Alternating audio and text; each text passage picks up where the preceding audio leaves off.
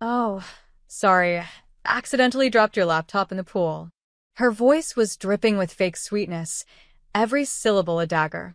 My $2,000 laptop hissed and sank under chlorinated water while she twirled her hair like it was nothing more than a spilled drink. And the reason? Because I said no.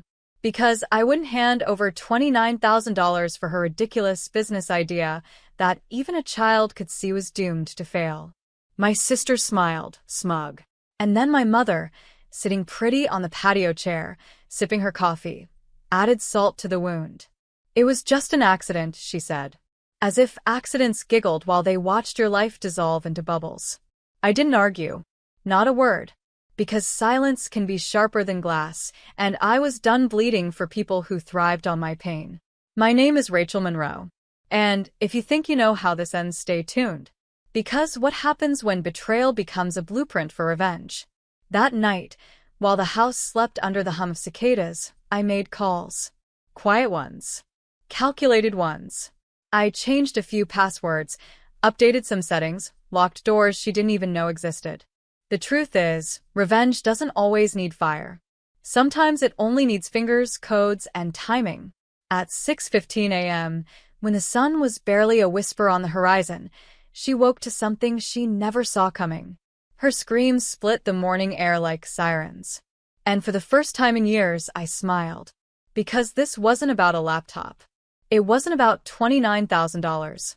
It was about teaching her and everyone else that some accidents can't be swept under the rug. This was only the beginning. Her scream rattled the house awake. At 6:15 a.m., my sister barreled into the kitchen barefoot, hair wild, clutching her phone like it had betrayed her. My accounts are gone, she shrieked, shoving the screen in front of my mother. All my money. It's locked, Rachel. Mom looked up from her mug, frowning, but calm in that way only mothers can be when they refuse to see the monster in their golden child. I'm sure it's a mistake, honey. Banks glitch sometimes. But I knew better. Because it wasn't a glitch. It was me.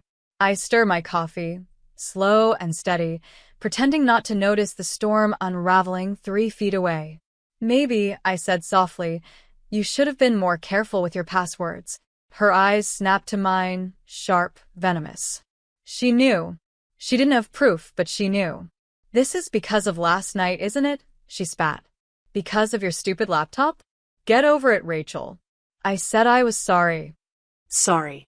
That word dangled between us like a noose. Sorry doesn't bring back years of work.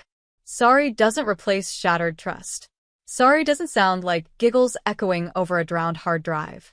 Maybe you should have been more careful with your business plans, I replied, taking another sip. Her face flushed crimson, her jaw tightening. You're pathetic. You'll regret this. But the truth? I didn't regret anything.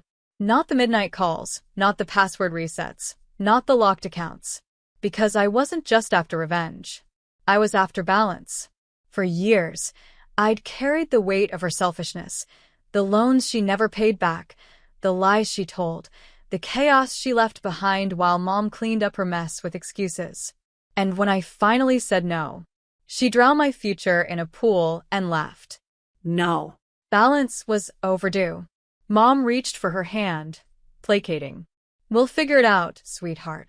But my sister yanked her arm away, still glaring at me. This isn't over, she hissed, storming down the hall, slamming her bedroom door so hard the walls shook. I didn't flinch, because I already knew. This was just the first domino. By the time she realized how deep my revenge ran, she wouldn't just lose her money. She'd lose something far more precious. And she'd never see it coming. The slam of her door echoed long after she disappeared down the hall. I sat there in the kitchen, coffee still warm in my hands, listening to the house hum with tension. Mom finally sighed, her voice weary. Rachel, you shouldn't provoke her. She's under a lot of stress right now. I laughed. A sharp, bitter sound that didn't belong in that kitchen. Stress? You mean the stress of destroying my laptop because I wouldn't hand her $29,000? Or the stress of coasting through life while you call her every mistake an accident? Mom's lips pressed tight. She didn't argue, but she didn't defend me either. She never did. That silence, was its own betrayal.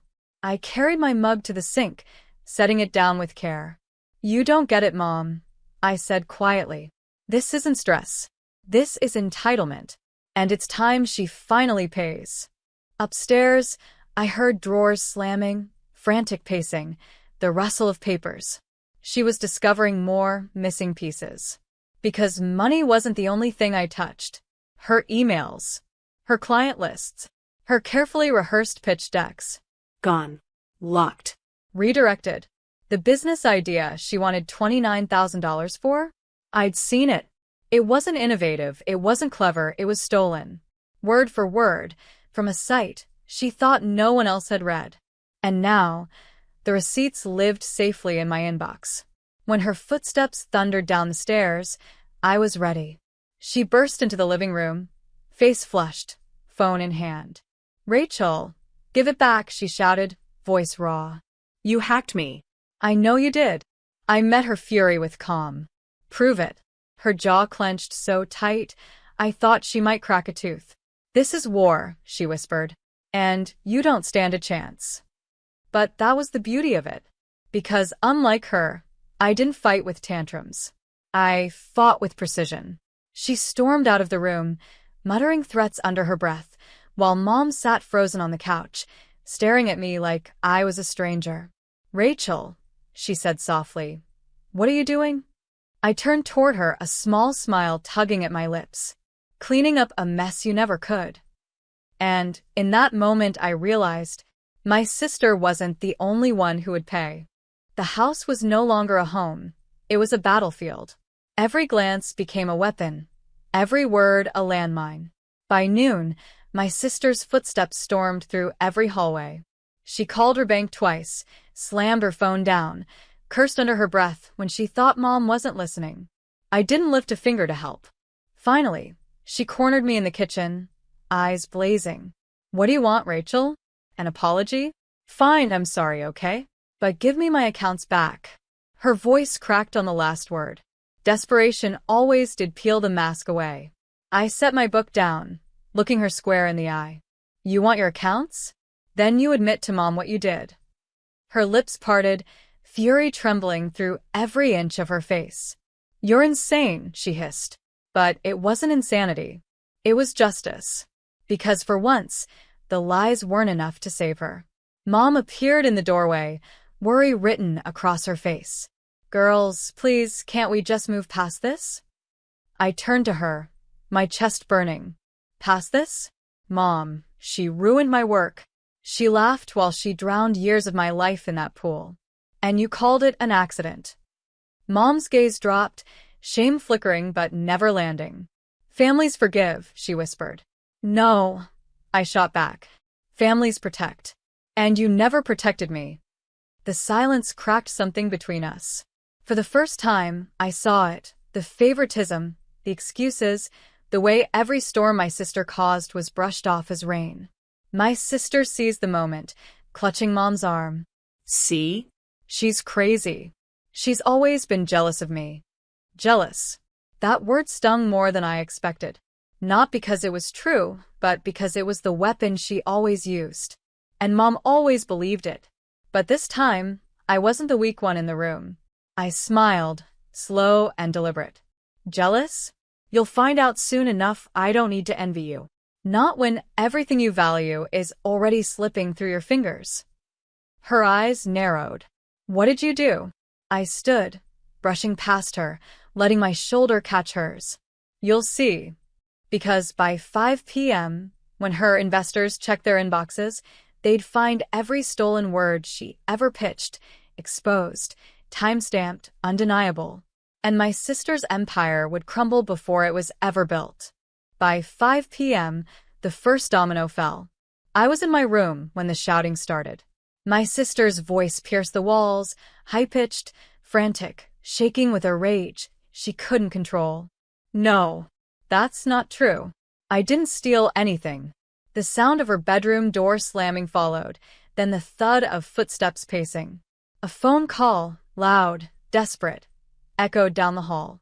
Curious, I drifted closer, standing just beyond the cracked door. Her voice was trembling now, stripped bare. Please, you don't understand. That deck was mine, I swear it. I didn't copy anyone. Silence. Then a muffled sob. Another slam. I smiled, because I knew exactly what they had said. The emails I sent, screenshots, timestamps, links, were undeniable. Every original idea she pitched had been lifted, word for word. And now, her so-called investors had proof she was nothing but a fraud. Dinner that night was silent. Mom pushed food around her plate, eyes darting between us, trying to patch holes in a sinking ship. My sister wouldn't even look at me. Her fork scraped hard against the porcelain as she stabbed at her meal like it had betrayed her too. Finally, she snapped. You think this is funny, Rachel? Her voice cracked with venom.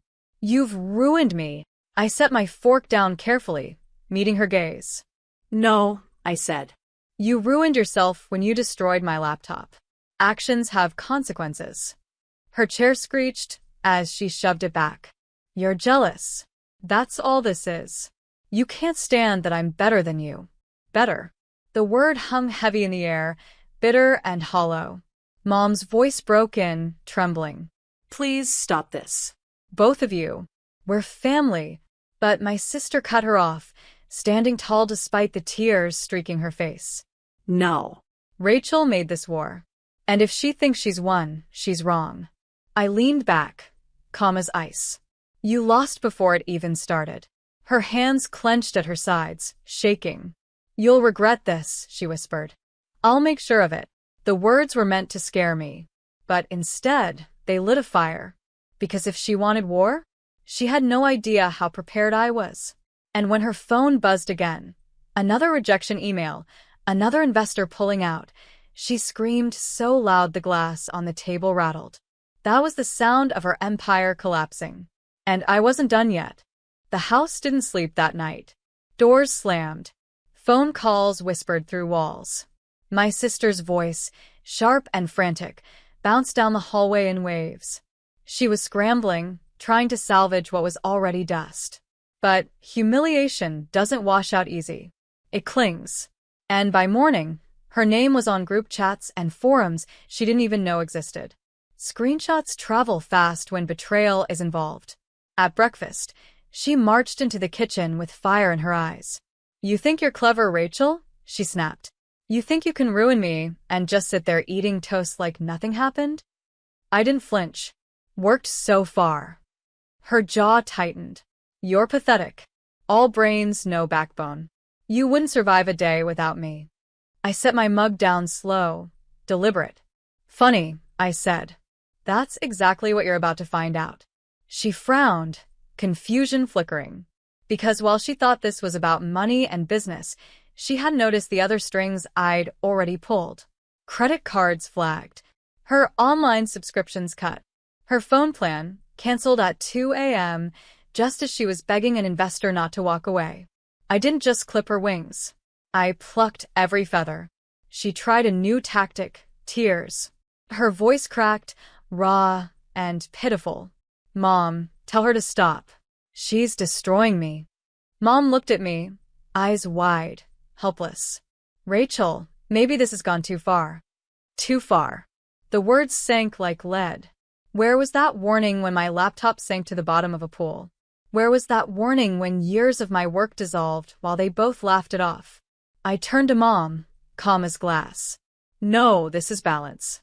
For once, she's living the life she built instead of the one you excused.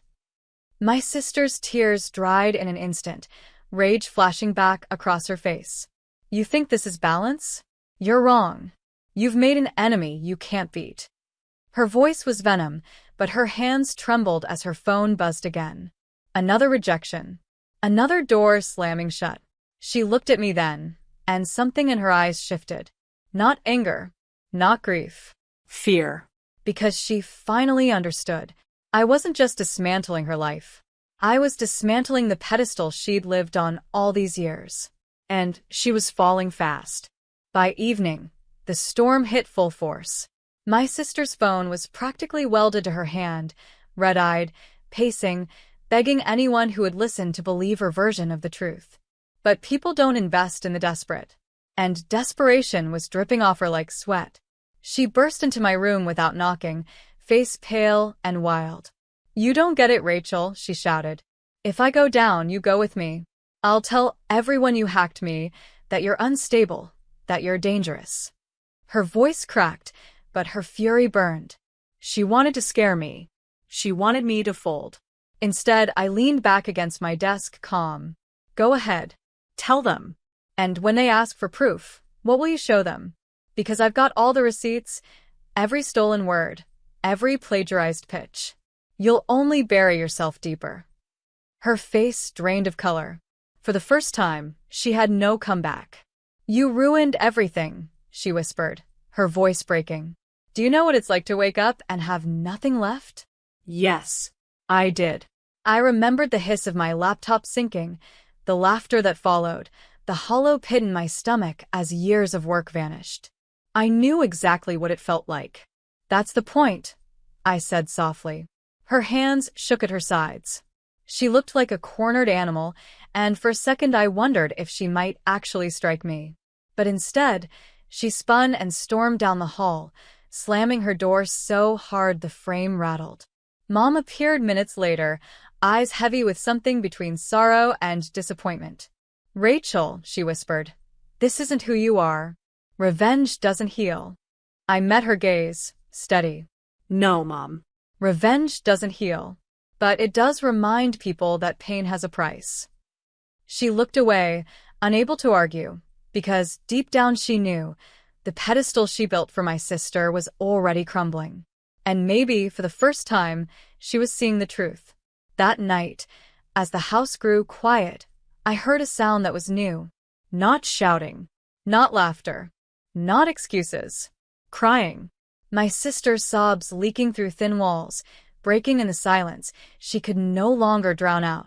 I closed my eyes, and for the first time in years, I felt peace. But the game wasn't finished. Because tomorrow morning, she'd wake up to the final move. The one that would take everything she had left. The sun rose quiet, pale light spilling across the kitchen floor. I sat at the table, coffee warm in my hands, waiting. At 6:15 a.m., her scream shattered the silence, again. But this time, it wasn't about locked accounts or angry investors. This was deeper. Final. She stumbled into the kitchen, phone clutched in her trembling hand, tears streaking her face. They froze everything," she sobbed. "My credit cards, my accounts, my reputation gone. I can't even log in to apply for new jobs. Rachel, I'm finished." Her voice broke into raw, desperate gasps. And for once, she didn't look like the golden child. She didn't look like the sister Mom always protected. She looked small, powerless, Human. Mom hovered behind her, eyes wide, wringing her hands. "Rachel, please. Help her. You can fix this." I met Mom's gaze, steady as stone. "No," I said quietly. "This isn't mine to fix. It's hers to face."